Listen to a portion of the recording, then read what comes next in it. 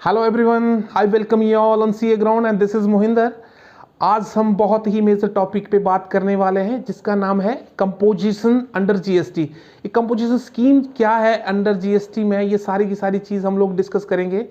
सबसे पहले हम लोग इसके मीनिंग के बारे में बात करेंगे, उसके बाद हम लोग इसके कौन कौन से लोग हैं इसके लिए एलिजिबल हैं, कौन कौन से लोग इसके एलिजिबल नहीं हैं, और कौन कौन से जो इसके रेट ऑफ टैक्स हैं, और कौन कौन से इसके ऊपर रेस्ट्रिक्शंस हैं। तो सबसे पहले हम लोग बात करते हैं कि गवर्नमेंट इस चीज़ को क्यों लेके आई, क्यों ज़रूरत पड़ी उसको। As all we know, the small and the medium businesses is the heart of our Indian economy.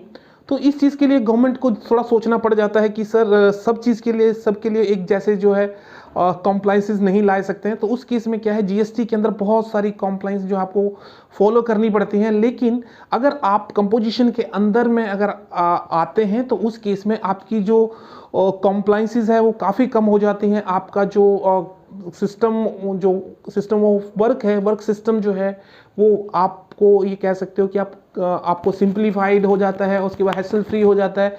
ये सारी की सारी जो बेनिफिट हैं आपको इसके अंदर मिलने वाले हैं।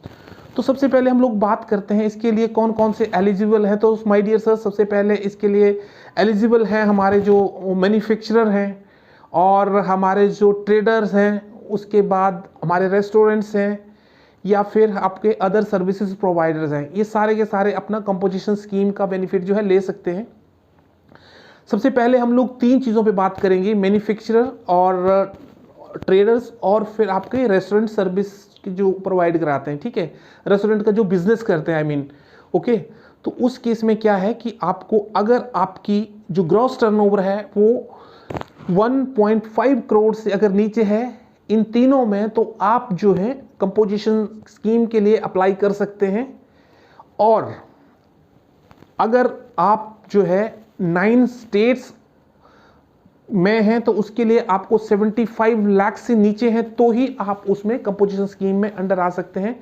और आपकी जो 9 स्टेट्स हैं, आपकी असम हो गया, नागालैंड हो गया, आपका मणिपुर, मिजोरम, त्रिपुरा, सिक्किम, हिमाचल प्रदेश, ये सारी की सारी, हिमाचल प्रदेश और जो नॉर्थ ईस्ट की जो स्टेट्स हैं, अगर आप उसमें से बिलोंग करते हैं तो उस केस में अगर आपको 75 लाख तक की आपको जो ग्रॉस टर्नओवर है तो उस केस में आपको जो है ये कंपोजिशन स्कीम का बेनिफिट जो है मिल सकता है। ठीक है, अब बात करते हैं इसके रेट ऑफ टैक्स की। सर अगर आप जो है मैन्युफैक्चरर हैं या ट्रेडर हैं तो आपको 1% आपको टोटल टैक्स देना होगा, और इसमें से 0.5 जो है सीजीएसटी होगा और 0.5 जो होगा वो एसजीएसटी होगा। Similarly for traders it will be 0.5 for CGST and 0.5 for SGST, right.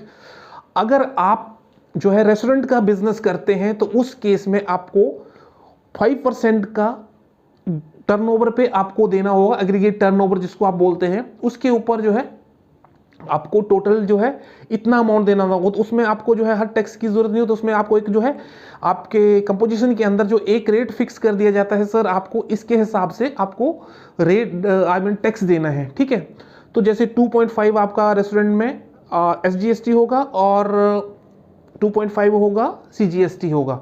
तो ये सारी की सारी चीज़ें इन तीनों के अंदर आती हैं। उसके बाद हम लोग बात करते हैं सर्विसेज पार्ट है। अगर आप कोई भी सर्विसेज अगर आप सर्विस प्रोवाइड करा रहे हैं तो उस केस में आपको 50 लाख का अगर आपका बिजनेस है तो उस केस में आप कंपोजिशन स्कीम के अंडर जो है वो अप्लाई कर सकते हैं। इसमें कोई ज़्यादा प्रॉब्लम नहीं है। ये सब आपको पोर्टल में जाके अपने रजिस्ट्रेशन में जाके आपको जो है फॉर्म 02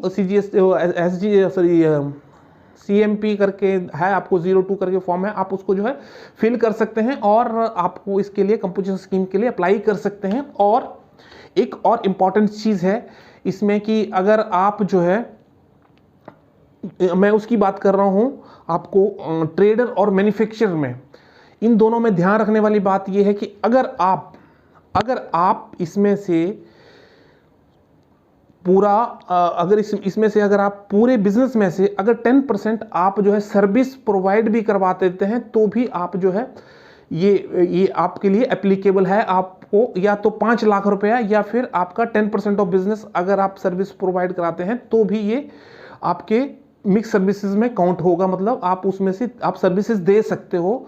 ये मेरा कहने का मतलब ये है, ठीक है। उसके बाद हम बात कर रहे थे सर्विसेज के बारे में कि अगर आपकी कोई भी सर्विसेज है वो अगर 50 लाख से नीचे हैं तो आप कंपोजिशन स्कीम के लिए अप्लाई कर सकते हैं। उस केस में आपको जो है वो जो भी है आपकी लोन्स वगैरह की ये सारी चीज़ें, मतलब एग्जम्प्टेड जो सर्विसेज है उनको आप हटा के आपको 50 लाख अगर से नीचे है तो आप उस केस में कंपोजिशन स्कीम के अंदर आ सकते हैं।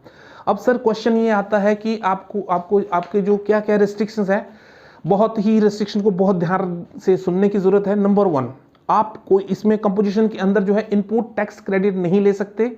नंबर 2, आप कोई भी पब्लिक से या टैक्स कलेक्ट नहीं कर सकते। नंबर 3, आप अपना टैक्स इनवॉइस की जगह आप बिल ऑफ सप्लाई का इनवॉइस रेज करेंगे और जहां पे ऊपर टॉप में क्लियरली लिखा होगा है composition supply person something like that, और वो सारा का सारा आपको मिल जाएगा आपको फॉर्मेट में।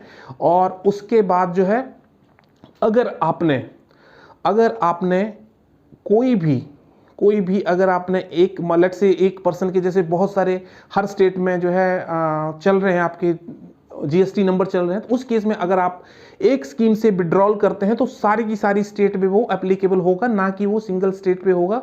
तो ये चीज़ आपको बहुत नोट करने वाली है। उसके बाद हमारे पास पॉइंट आता है कि आपने अगर किसी भी अनरजिस्टर्ड पर्सन से माल खरीदा है तो आपको आरसीएम के अंदर उस पर्सन का टैक्स भी जमा कराना होगा, क्योंकि रिवर्स चार्ज का मतलब ये होता है कि जिस पर्सन से आप माल खरीद नहीं होते, ये आपकी लाइबिलिटी है। अगर वो अनरजिस्टर्ड पर्सन है तो वो आपको टैक्स लगा के नहीं देगा, बल्कि आपको रिवर्स चार्ज के अंदर आपको उसका टैक्स जमा कराना होगा। तो ये आपको ध्यान में रखना होगा कि आपको रजिस्टर्ड पर्सन से ही माल खरीदना है।